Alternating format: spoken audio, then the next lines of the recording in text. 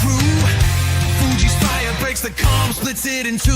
Pattison Ave, where the wild hearts run. Talking sports, games, battles, lost and won. Voices rise, break chains, ignite the flame. Fanatic thunder echoing the name. Ladies and gentlemen, welcome into the Pattison Ave Phanatics Show. I'm your host, Tom Kelly. With me, as always, Mike Farzy. What's up, everybody? All-Star break. Marc Farzetta tonight. 8 days till training camp, and the defending champs start the reign. What's up, fellas? Poor Alan's got to come in after Fuji, and I always do that to you. Alan Andrew Cabbage, ladies and gentlemen. It's all good, man. Hey, let's go. It's All-Star break. Phil's half game up on the Met or the Fets, whatever you want to call them. Eagles right around the corner. I can't wait. Yeah, I'm hyped. Let's go. Let's go, baby. Let's go. My guys. Welcome into another episode of the Pattison Ave Phanatics Show, everybody. As Fuji said, we have Marc Farzetta in our green room right now, having a couple of refreshments. We'll bring him on here shortly. I am your host, Tom Kelly. So I wanted to break down some Phils today. I want to talk some Birds today. A couple of questions for Farzy. I don't know, not normal questions that I would ask, but without further ado, we will bring in the man himself, Marc Farzetta. Farzy, what is going on, my friend? Yes, I was a male dancer for a time period. Damn. Yes, I drove a taxi cab around New York City in the middle of the night 5 days a week before I was ever doing anything on a microphone. So yes, there you go. There are all my secrets, TK. Is that for real? Or are you being facetious? None of that was true. Okay. I will say I did repeat kindergarten. I was getting to that. I'm a 2-time repeat kindergarten. Well, actually 1-time repeat kindergarten. You don't repeat again and again. So yeah, I went twice basically. Welcome, Mark. Was that a Whiskey Tango back in the day? Whiskey Tango, I had my times at Whiskey Tango. Yes, I did. My goodness. We've had many conversations about that. The Whiskey Tango, man. Every time I drive by with my now wife, we drive by and she just shakes her head. She just of the buffoonery and debauchery of a young Farzetta at Whiskey Tango. Yeah, man. There's all the good memories. Yes, yeah, right. Of course. Yeah, totally. There's a lot of buffoonery. I'm sure we could do an entire show just I know I could, but some of the stuff that's going on in my past.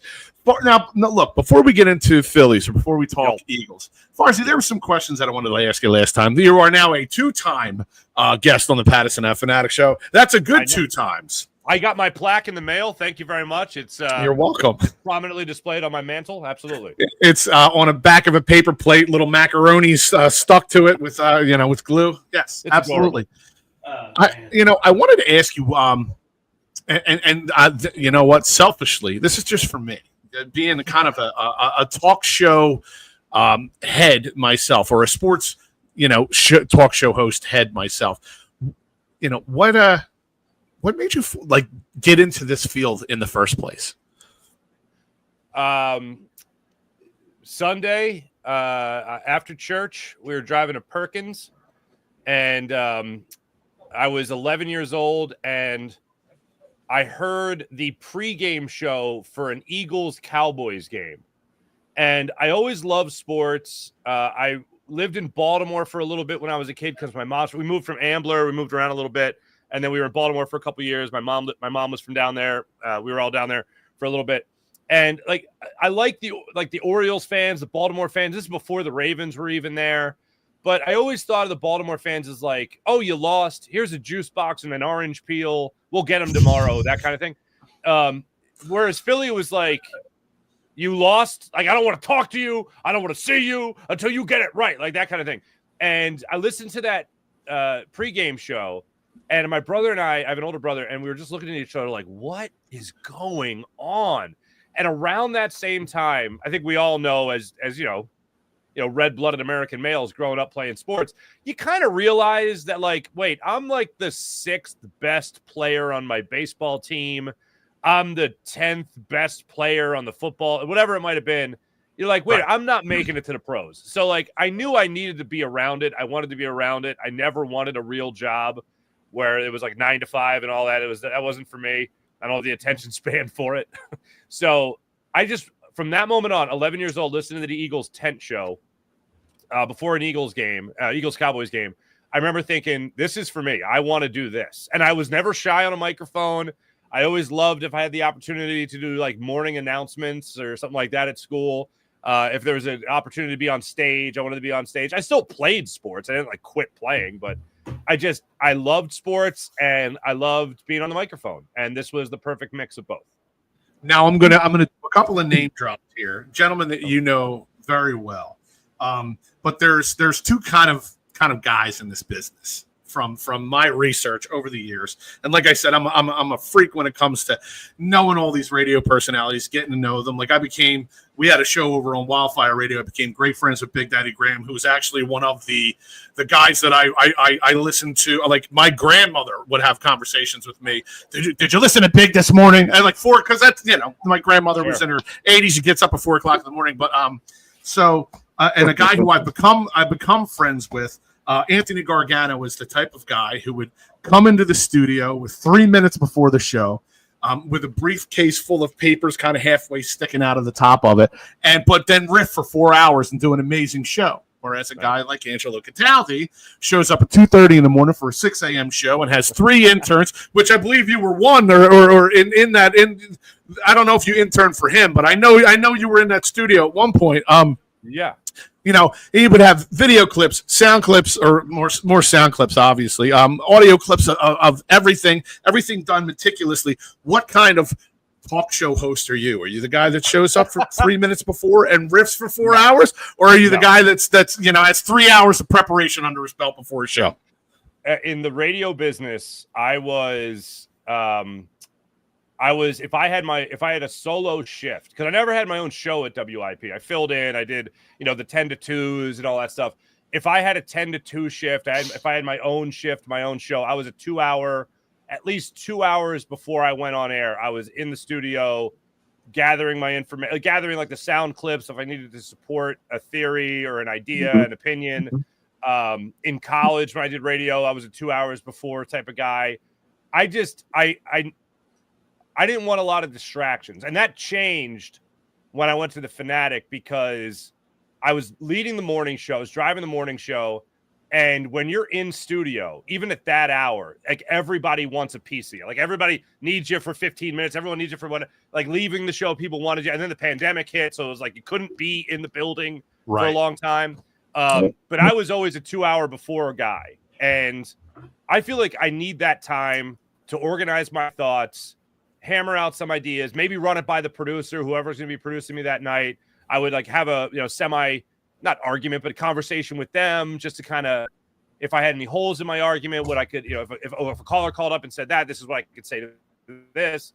I really tried to do as much preparation as possible, because I don't like leaving things up. As much as I do love off the cuff times and the spontaneity of radio or podcasts, like I love all that, but that doesn't mean that you shouldn't be prepared to talk about the subject that you're going to talk about.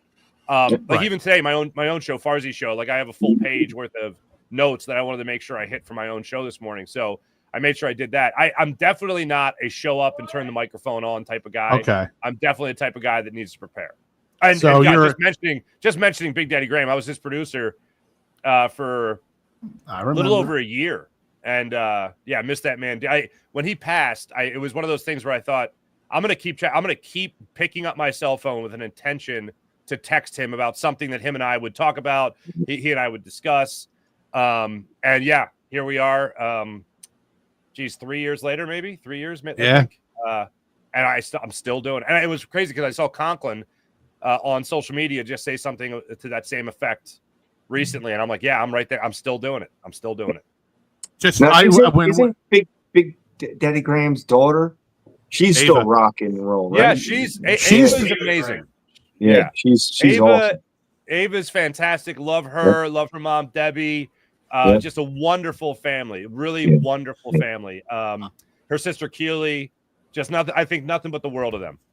She I would I got to going out to live remotes. I got to kind of get to know certain personalities behind the scenes, and she was one. And I would ask her about her dad because I had that common ground of being over Wildfire Radio in Jersey because he had his music show over there. Him and Spins Nightly would do stuff over there all the time. So I got to get to know those guys really well. I remember him. I remember him paying a child at the Christmas party to leave him alone. Which was just one of the coolest things I ever. Here's $5, kid. Yeah, right. Don't bother me. If you don't bother me the rest of the party, I'll give you another $5. Like, just guy was one of a kind. Look, we could talk about God. I could talk about Big Daddy Graham all day too. Sure. Last one of these non necessarily sports questions. When the podcast boom hit. Now there are guys that were in the business, and you were in. Yeah, I mean, you were knee deep in the business at that point when I guess the podcast boom hit. And every one of these shows came out. Liked it, didn't like it, didn't feel either way about it. How did you react to? Because then now every guy like me and these other two clowns on the screen, can think we can do what professionals do.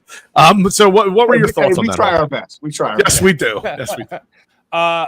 I didn't have any feelings about it whatsoever because I felt like what we were doing in radio was a podcast. It was a longer, with the exception of like, a Joe Rogan type or whatever, where you're doing a 3 or 4 hour show. Right. You're listening to a podcast. Like I remember somebody put out there a while ago the opinion, and Marissa Magnata from Preston and Steve, who I know, the person I love Marissa. She's great. Oh, she's amazing. She's awesome. She tweeted out. Somebody tweeted out, I wish there was a live podcast where people could talk about things right away as they happen. And Marissa quote tweeted and said, radio. You're thinking of radio. Like yes. Yeah, Marissa, right. Yeah. And Marissa, that's Tic Tac, right? They call Marissa Tic Tac. Yeah. And that's exactly what it is. So I felt like, these people are just doing radio on a different stage. That's what I thought of it. I like the idea of conversation continuing. I like the idea of anybody that wanted to do it could do it. Like I used to, even when I was in radio full time, I would talk to schools or even now, if I talk to schools or I talk to people interested in getting in the business, they're always like, what should I do? Blah, blah. I'm like, start a podcast, start your social media. If you haven't yet, start your social media, give an instant reaction after a game. Give an opinion. Like how I grew up is not how you're growing up. You have a tremendous opportunity to have your sizzle reel, your demo reel, your resume tape just out there constantly. Just, you know what? I took the advice when I started Farzy Show. I took the advice that I was giving other people. I was like, wait, you live in a world now where you can hire yourself. So just hire yourself. So, in all honesty, it was Mark Zumoff that told me I should do this. Name drop, sorry. But it's all good. He told me, he's like, well, don't abandon your audience. Because I told him, and this was true, my wife and I were considering moving to Italy and just like buying a pizza shop and then hiring locals to run it. So I wouldn't mess up anything, I just front the money. And I told Zoo that, and he was just like, well, just don't leave your audience just yet. And I was like, okay, maybe I'll give it a shot. And my agent and I talked about doing a podcast, a web show, and venturing out for other media outlets as well, other digital outlets. And it's been fantastic. And I always tell my friends that are still I don't mean it in any derogatory way, but in linear media, your TV, your radio, traditional media, I guess, that I know I'm not the first, but I feel like I have one of the first pairs of tickets to like people who saw the Beatles at the Ed Sullivan Theater. You know what I mean? Like, right. I feel like I feel like I leave and I go, I'm like, you're not going to believe this. Like friends of mine that are in the business, in the TV world, radio world, they ask me about what I'm doing now. And when I first started Farzy Show, a good amount of people reached out and they were like, how are you monetizing? How are you making money? Basically, how are you organizing it? And I told them, I said, here it is. Just here it is. And, yeah, it's a wild thing because I work from home. I say my sports opinions out into the world in my house. Yes. And then I help I pay bills. Like it's I didn't think that was possible, but that's the world I'm living in. That's awesome. That's great world to live in. What's the show you do on Comcast with Greg Murphy? another Greatest gentleman. Sports. Oh, that was so. Is that still on? It was on last night, the replay. Yeah. That's Greatest Sports Legends then and now. Greatest Sports Legends was a show, I want to say late 60s, early 90s, and it was filmed by the Rotfeld Company. And I believe it was filmed by, I forget the gentleman's name, but Steve Rotfeld is the guy I work for to do that show. And Rotfeld Sr. filmed all this stuff, I believe, with Rotfeld Jr. I'll just refer to him as that. And they were sitting on all this great content of like Reggie Jackson interviewing Michael Jordan, like stuff like that. And they're like, how can we repurpose all this film, all this video? And they came up with the idea of comparing guys like Nikola Jokic to Joel Embiid to Wilt Chamberlain. And they did Greatest Sports Legends then and now and revamped the show about 4 or 5 years ago and brought me in originally because I was in sports radio for so long and they wanted me to help kind of write the dialogue of the show, how it would sound and all that. And then they asked me to do that and then also be on the show. So Murph and a guy named Wes Hall, who's from, it used to be NBC Sports Washington. I think it's Monument Sports or Monumental Sports now, DC. A guy named Wes Hall, who's awesome. They anchor the show. I'm a producer on the show, if you want to call it that. I help settle arguments from time to time. I put on a goofy judge's outfit when they need me to be the sports judge. It's a lot of fun, and I love that show. I love history in general, sports history in particular, and we work with a phenomenal crew that puts that show together. And it films in Philly a couple times a year, and we film about 16 episodes in a shot, and then it's available for your beautiful rain delay television whenever. There you go. You gotta love it. Yeah, the old rain delay TV for sure. Yeah, right. Thank you for bringing that up. That's a fun show. Mark, just to jump into the Phils. Now, I normally listen to Connor Thomas from 97.5 Locked on Phils. Yeah, and his last episode, he was saying something. You know, at Major League Baseball collective bargaining agreement is up in 27. Now, he was saying the Phillies could definitely be, big time players now because who knows what the CBA is going to bring within 27. As far as, the control, whether they go after Clase and Stephen Kwan. Can you touch on that a little bit? Just, as far as.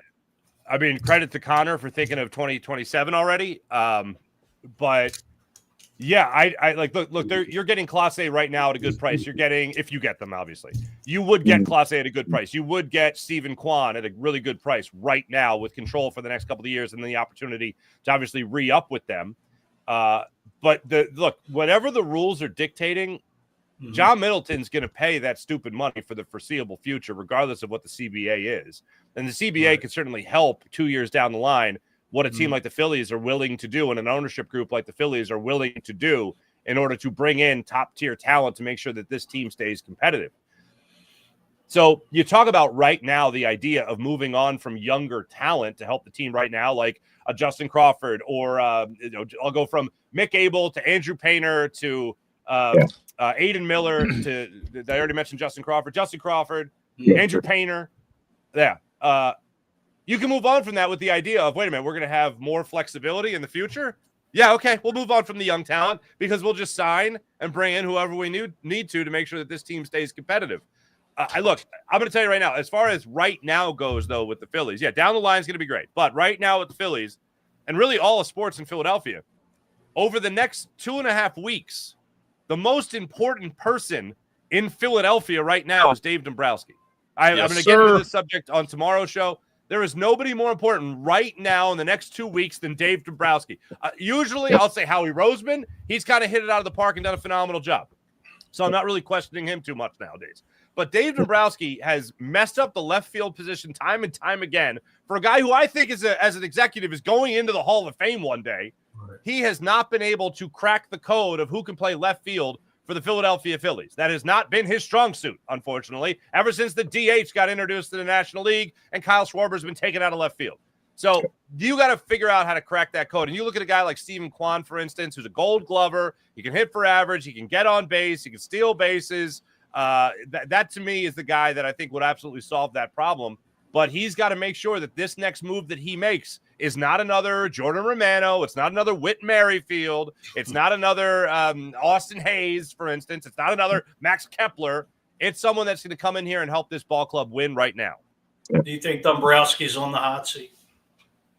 I think Dave Dombrowski's on the hot seat. I certainly think Rob Thompson is on the hot seat. I think a lot of these guys are on the hot seat right now, considering that you have watched the same play time and time again. This is act 4 of the same play. And I remember the first couple of weeks of the season, and people were talking about this Phillies team, and they got off to a good start. They hit some bumps, but people were already hitting like the panic button about Alec Boehm, trade Alec Boehm, fire Rob Thompson, all that stuff. And people were like, oh, it's the first couple of weeks of the season. Everybody relax. And it's like, no, like I love that Phillies fans understood what was at stake. Like you had been to a World Series, you had taken a step back every year since. You lose to the freaking Mets in the playoffs last year in embarrassing fashion where you can't hit a baseball. People understand what's at stake right now with the Phillies. And I love the fact that they are taking this so serious and the fan base understands the urgency going on right now with this ball club because we're not just judging a singular season. We are judging what's going on in Philadelphia over the last 4 years and the constant unfortunate regression. Yeah, Absolutely. Now, let me get your opinion. The bullpen. How much trouble are we in moving forward if they don't make a move before the trade deadline to get either another reliever or another pitcher to give us some sort of more offense? Yeah. You're watching. You're going to watch the end of the play again that you've already seen. You're going to see the early exit in the postseason. Yeah. You're in a whole lot of trouble. When you started the question, let me ask you about the bullpen. I just wanted to jump in and say blows. Yes, they suck. Did I get it right? Yes, did I get it right? Yeah, right. Exactly. Yep. Look, my question today on the show was, what has your opinion of the Phillies changed at all since the beginning of the season to right now? Because before the season started, I said this is going to be a playoff team that's going to make an early exit. That's what we're going to see. Playoff team that's going to make an early exit. So now they're in first place. And some people are like, hey, they're in first place. This is great. And I'm not going to say that being in first place isn't great. It's great. Half game over the Mets. I'll take it. Take it 2 out of 3 against the Mets in your last series. I'll take it. But I still don't feel like this team has done anything to show you that they're going to be better than what they've been in the past. Like, look, something I'll get into with the more specific about the ghosts of Phillies teams past that have haunted this particular core of team. Okay, core of players. You've watched this team hit 5 home runs in a World Series game. Okay, that was against the Astros. What happened the very next game? They got no hit. Okay, that's haunting. What happened against the Diamondbacks? You're up 2 games. You have 2 games at home. What happened? Oh, you blew it, did you? That's kind of haunting. Then who do you draw last year? You draw the Mets, and they spank you in the postseason. So, yeah, I would understand why people would feel a little bit skittish over what the Phillies could be doing unless there's significant moves made. You need to put somebody in your starting lineup that hasn't been in your start, an everyday player, not some platoon guy, an everyday player needs to go into your lineup to help change things. You bring in a guy that could possibly move Harper down to the 3 spot, Schwarber down to the cleanup spot again, Castellanos or Boehm batting behind them, and then you keep on moving things down. That makes your lineup that much better. That if you get another table setter behind or with Trey Turner at the top of the order, that's going to work wonders for this lineup. You get another bullpen arm in there, you're going to feel fantastic about giving the ball to somebody else other than Jordan Romano. Yes. Matt Strom's been better as of late. A little shaky in his last game there where he got the save against the Padres. But you need somebody else in there that you can trust. And the unfortunate thing about all this is that like you're not going to say no to Jose Alvarado. He could help you get a better, solidify the division, a better playoff seeding, obviously. You're not going to say no to it. But you also want to make sure that you're grooming somebody else to help you in the postseason that's going to be there in the postseason, unlike Jose Alvarado, because baseball suspensions are weird. Yep. Yeah. Yes, they are. He's gone. Anyway, to go back to the point, yes, the bullpen blows. Anyway, sorry, yes, go ahead. Yeah, thank you. Yes. All right. I just wanted your opinion. Make sure my opinion matched. So we're good. We're on the same wavelength. Now you're all good. Look, I know Food said you had some stuff going on tonight. So you were jumping on right at 8:30. So we'll get you out of here right at 9. I have one more question for you. It's a fun one. Give me I want one of your favorite All-Star game memories. Do you have any All-Star game memories that jump out at you? I have one, but I don't know if we're going to have the same one, and I don't want to spoil yours. Oh, wow. All-Star game memories. It can be home run derby. It can be anything that revolves around the All-Star game. Yeah, in all honesty, Ryan Howard winning in 06, 07, 06. Bobby Abreu even winning that, I think the year before. That was pretty incredible. Yeah. He's still getting paid, isn't he? Bobby Abreu. I think he is still getting paid. He's got a very similar deal, I think. Yeah, than the Bonilla deal. The Bobbies, man, they know how to make that Bobby coin. Bonilla Day. Yeah, Bobby Bonilla Day.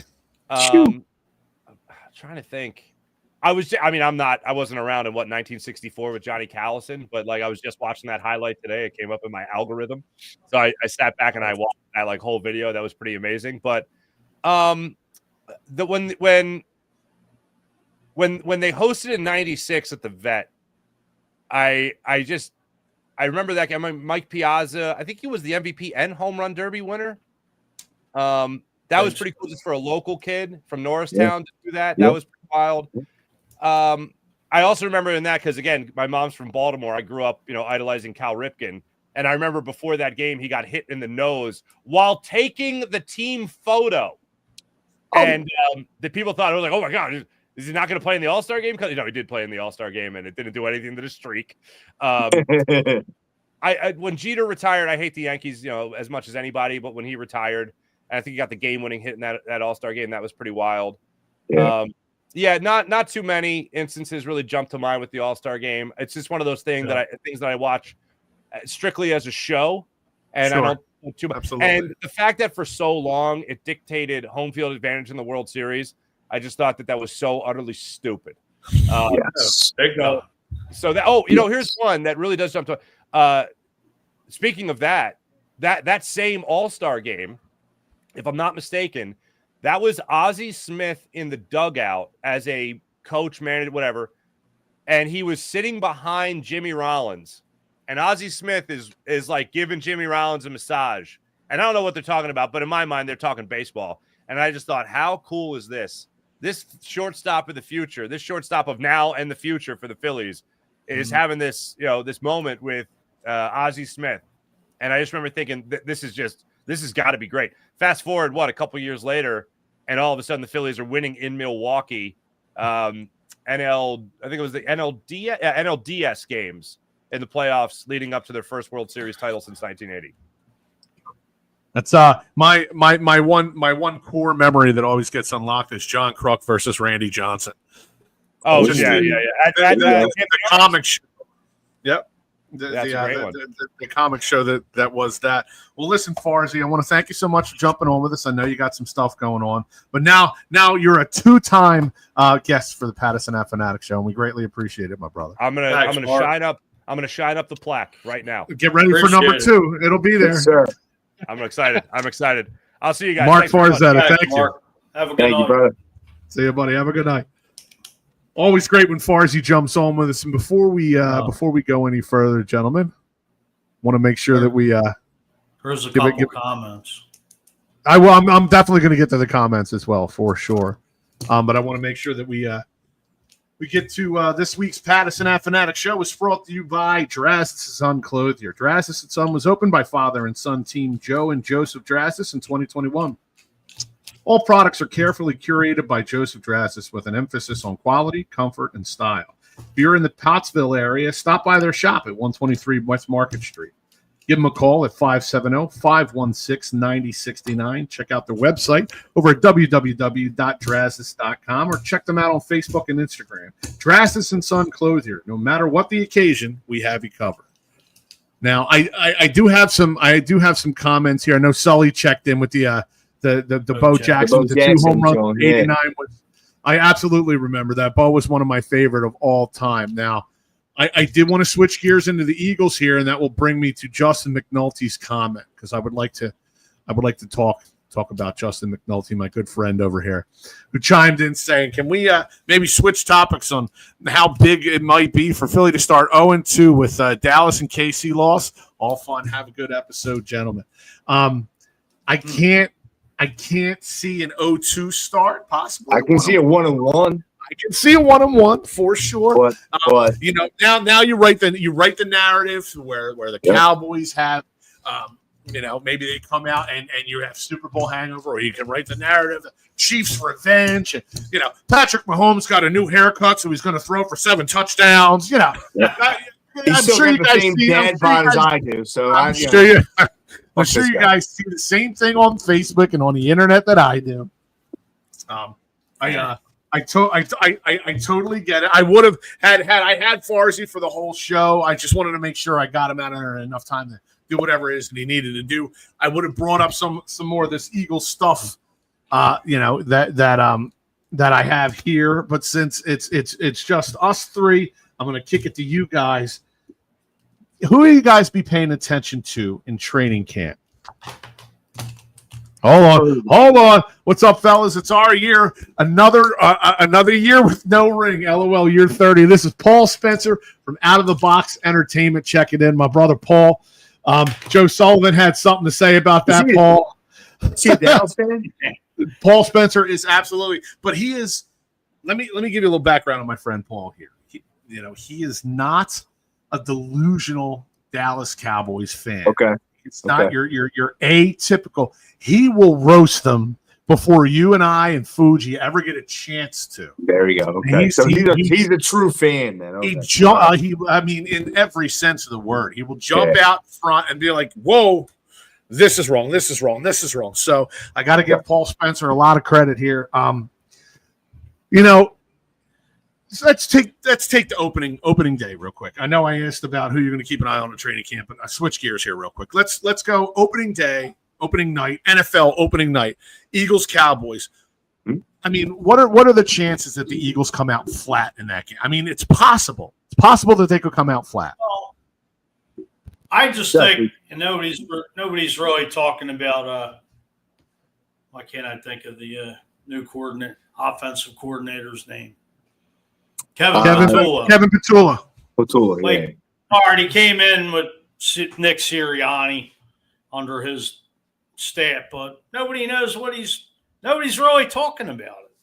Yeah. And to me, is he going to be passing a lot? Is he going to be mixing it up, letting Barkley run the ball? But, I think they're going to conserve on Barkley. They're not going to run him 500 times like they did last year. And, absolutely. And this offense just, everybody thinks, we're Super Bowl champs and we're just going to walk in and win 13, 14 games again. You don't know what this defense is capable of. Yeah. Now I like Nick's approach with the team. Instead of like the repeat, he won't use the repeat word. What's he using? What's the phrase that he's using? Sustained accountability, sustained something. So he's not rolling into this season like Doug Peterson in 2018. New norm, right? Rolling in there, talking about a repeat. We're going back. We're going to do this. We're going to do that. Talking about the new norm. Yeah, Nick, talking about the new norm and all that. Yeah, all that nonsense. Nick's talking a whole different game plan where sustained success, something like that. It's I forget the exact words he used. I really want to know what he says now. Yeah. But let's go. Let's run it forward. You still have A.J. Brown, Devontae Smith, Saquon. Your offensive line, as far as I know, is still intact. Your offense is coming back. The defense is where it took the hit. But yes, you gotta lean on Fangio and I feel like that's what they're going to do, Alan. I feel like they're going to lean heavy on Vic Fangio. Real quick, I wanted to get back to this comment. So we talked a little bit about Dallas. But Joe Sullivan from the Sully Squad over there on Out of the Box Network. You got to check out the Sully Squad. They're on the same time as us, so you're gonna have to bounce back and forth unless you got 2 accounts going, or right around the same time as us on Mondays usually. I know that.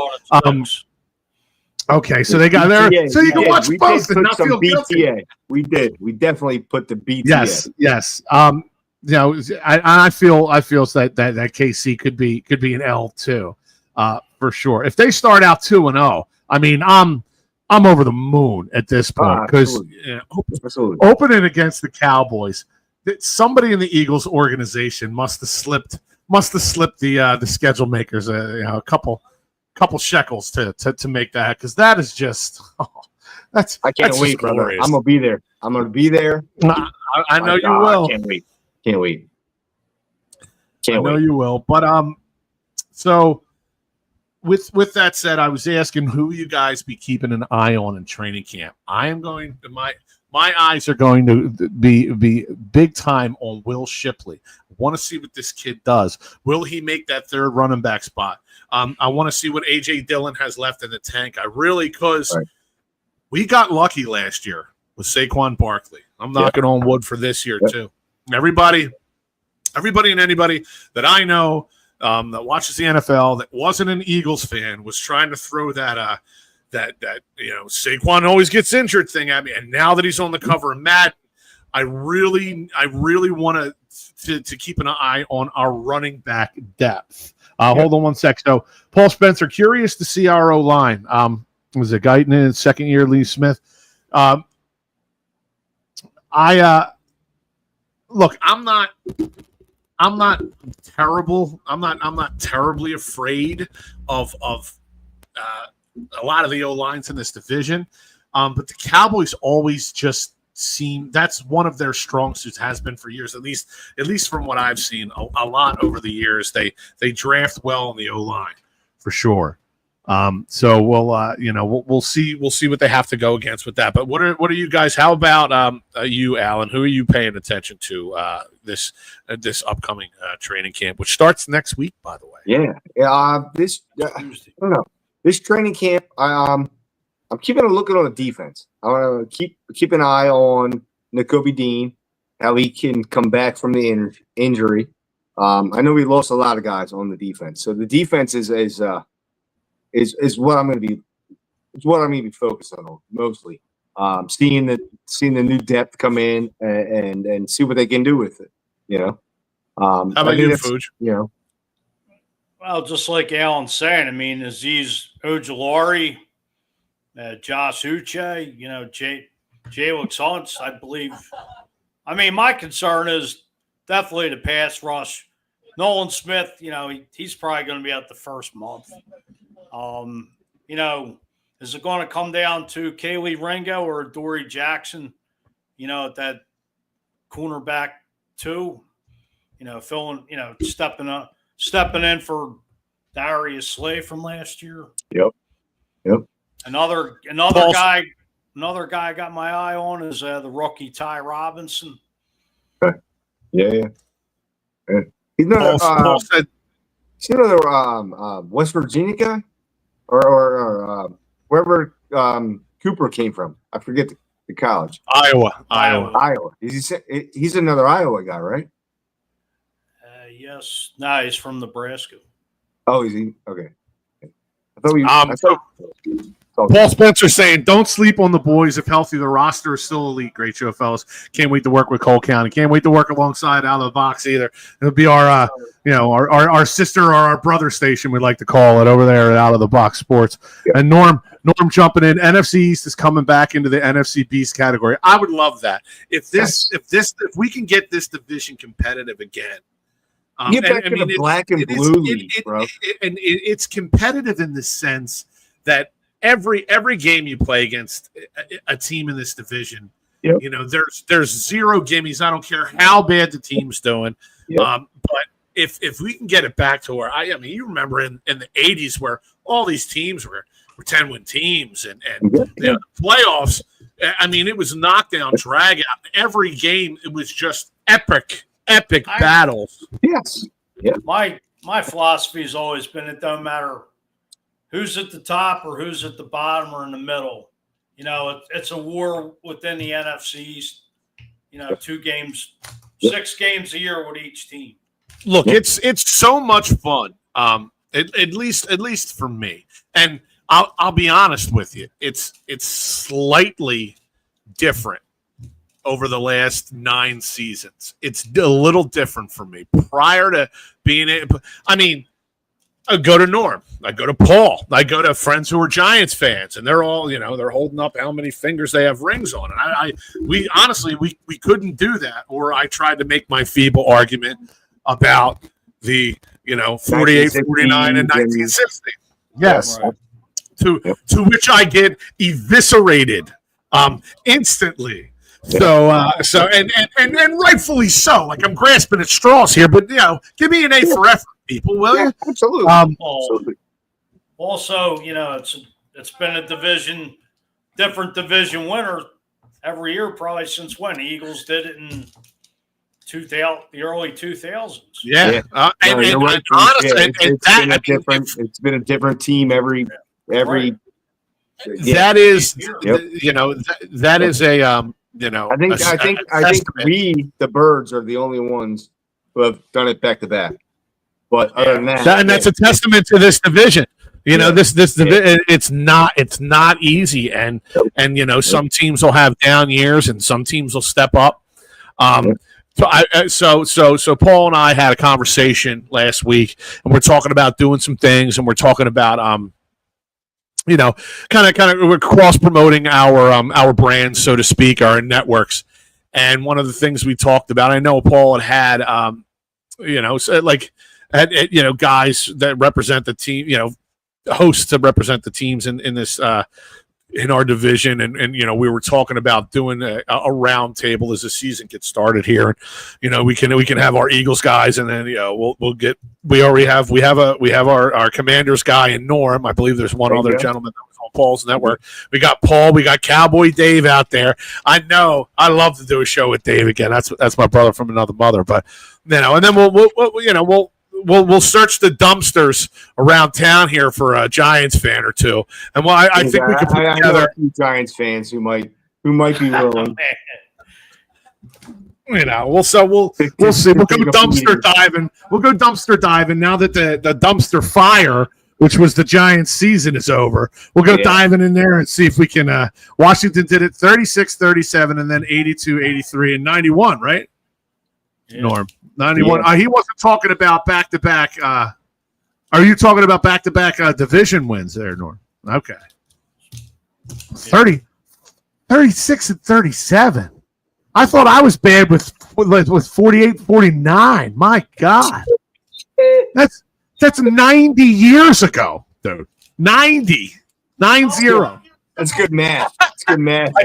I just got cursed out. So for hopefully the SEC wasn't listening for all you. I didn't hear. I heard nothing. Division, but so it should be a fun season. The division's always fun around here. Look, I relocate to Schuylkill County, and the Eagles win a Super Bowl. Maybe maybe you should stay up there. Look, when I hold on, Fuge. The year I moved out to Delco from Philly, they won the Super Bowl. Well, maybe you should move again. Keep moving.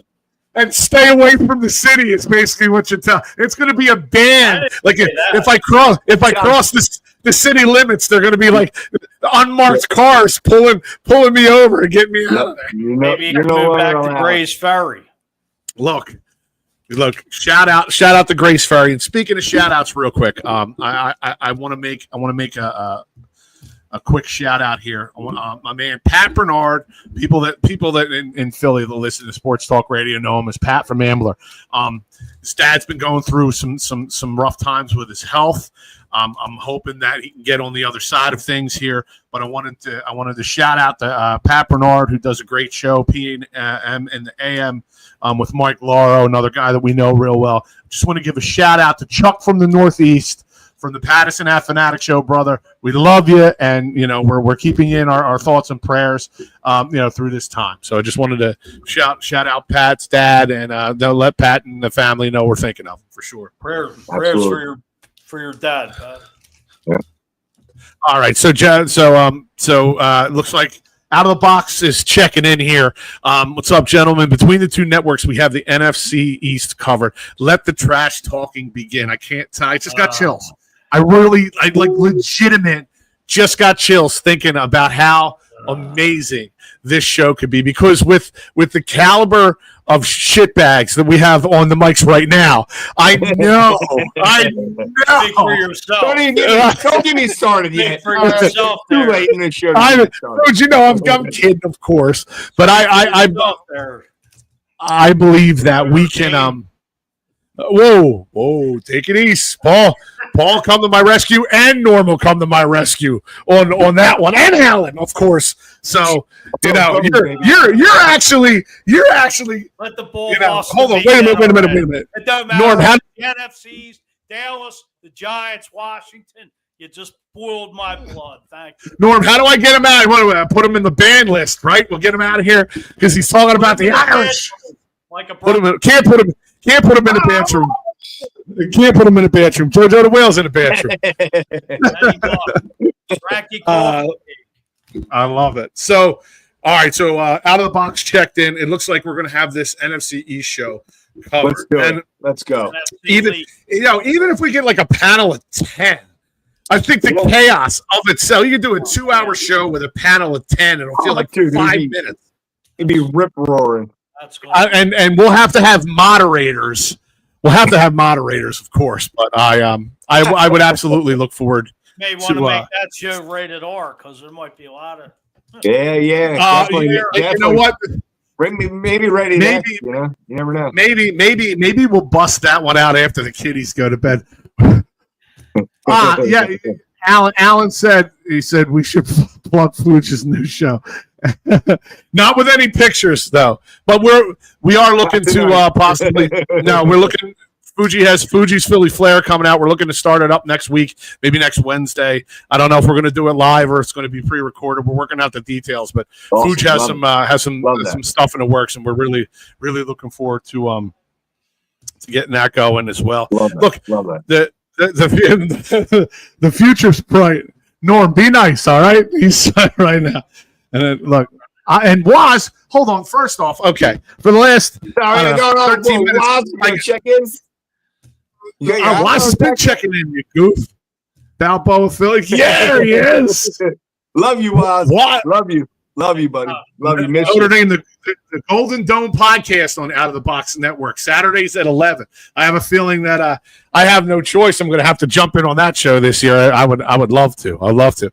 And look, let me just say, Waz, we need to get you on the network doing your weather updates because on social media, you're on fire on social media, like telling people that I've literally seen posts where he's like, "Take cover now," and then and you hear about it. So, yeah.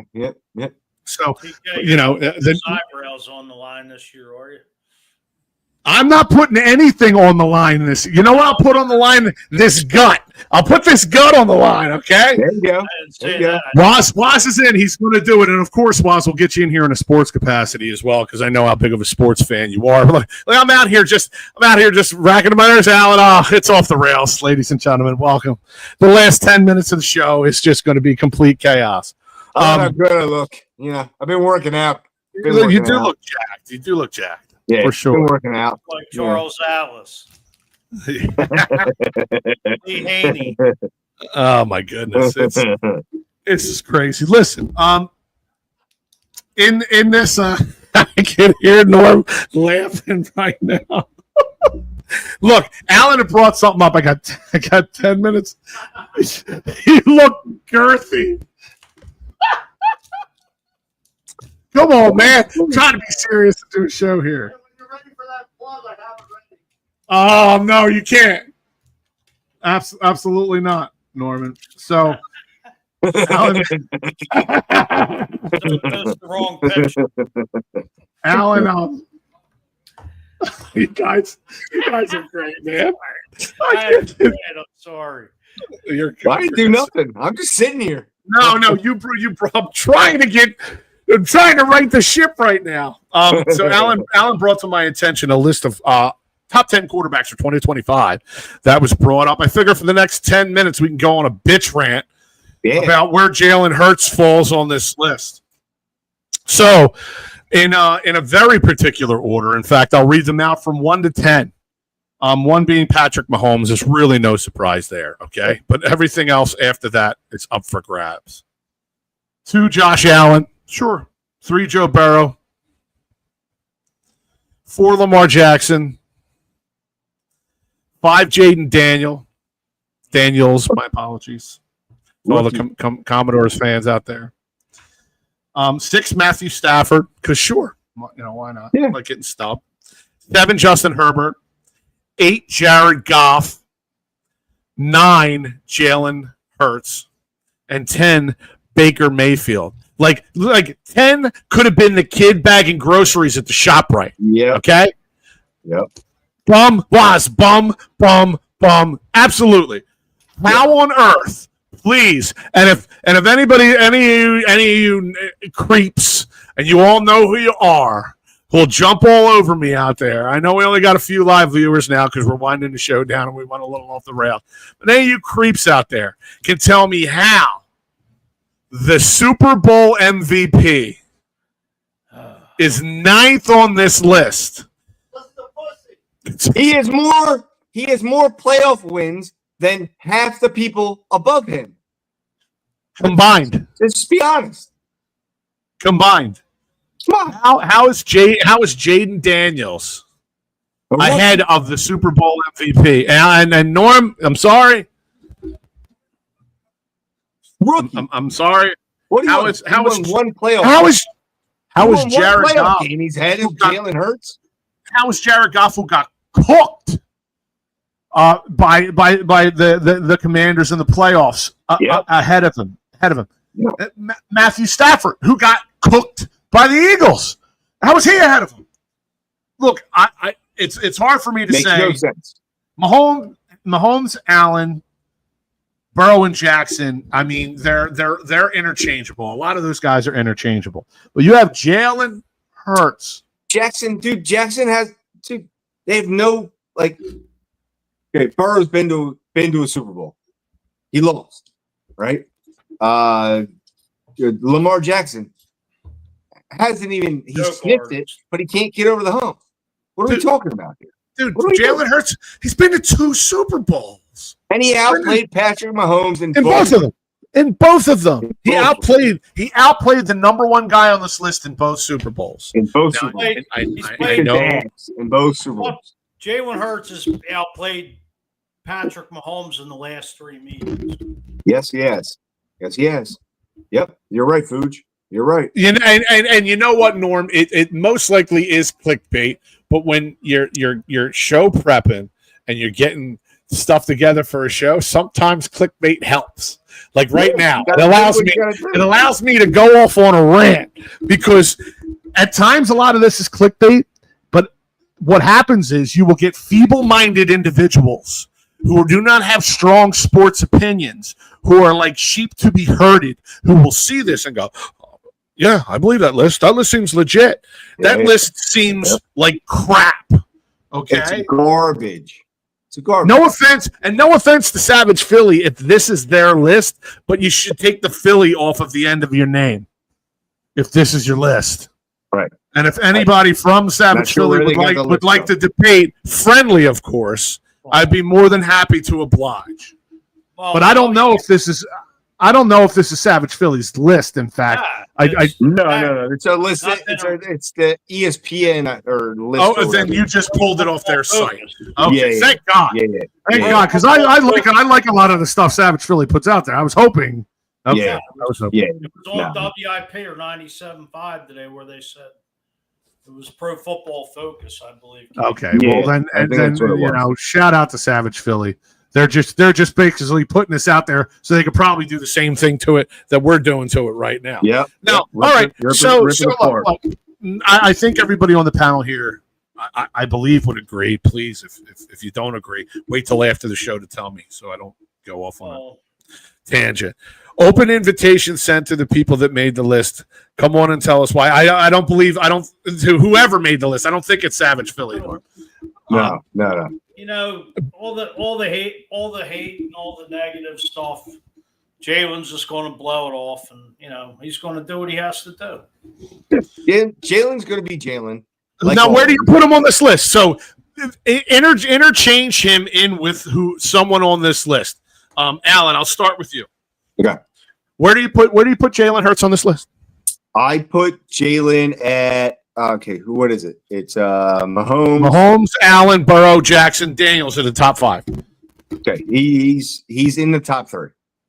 Top 3. The only person I would have above him is probably Josh Allen, just because of what Josh Allen does as a quarterback. But other than that, no one else can compete with Jalen. In all these different aspects of where Jalen is. So that's where I sit.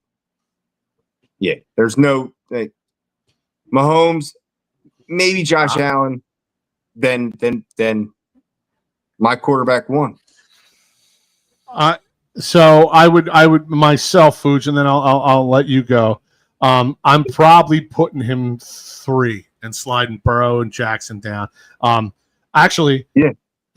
I would move him to 3 and then just leave the rest of the top 10.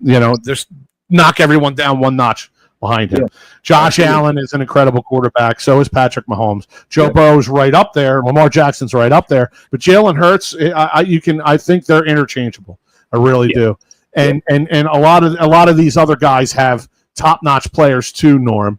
So if Barkley goes down, yes, okay, maybe your running game isn't as dynamic as I think anybody would as we would hope it to be, but you have lots of backups and lots of things coming that you're good to go with.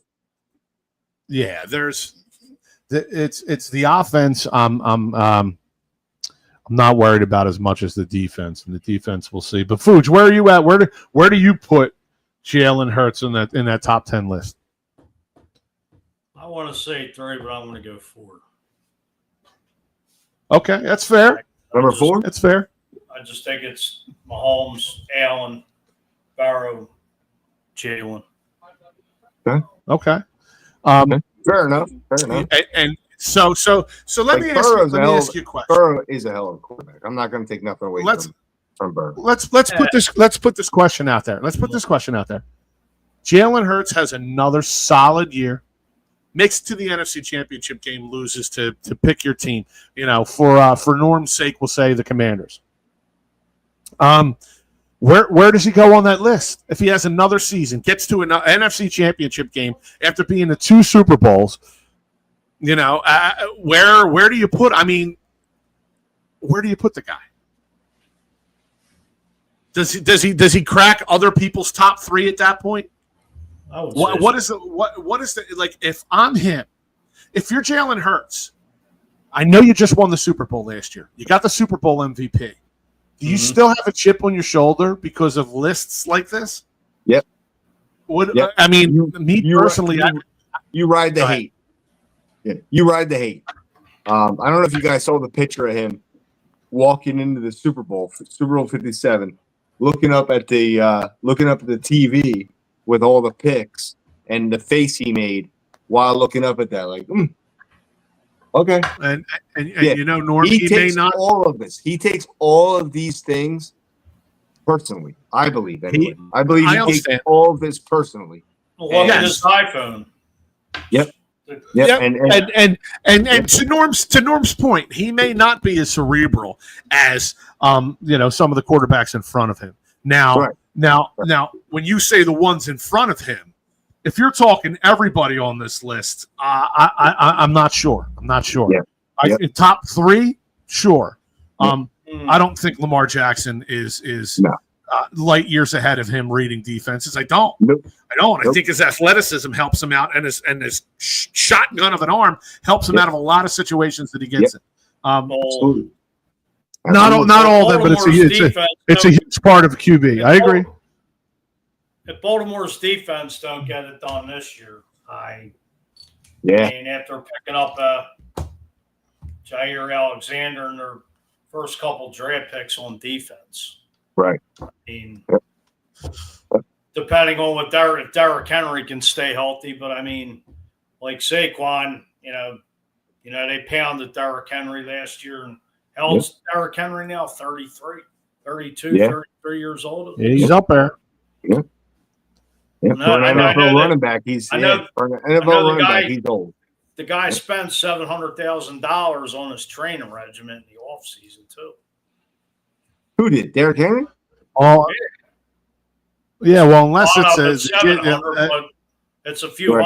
$100,000. well, unless some of that was an elixir from the Fountain of Youth, I don't know how much it's going to help him this season. Right. Oh, Right.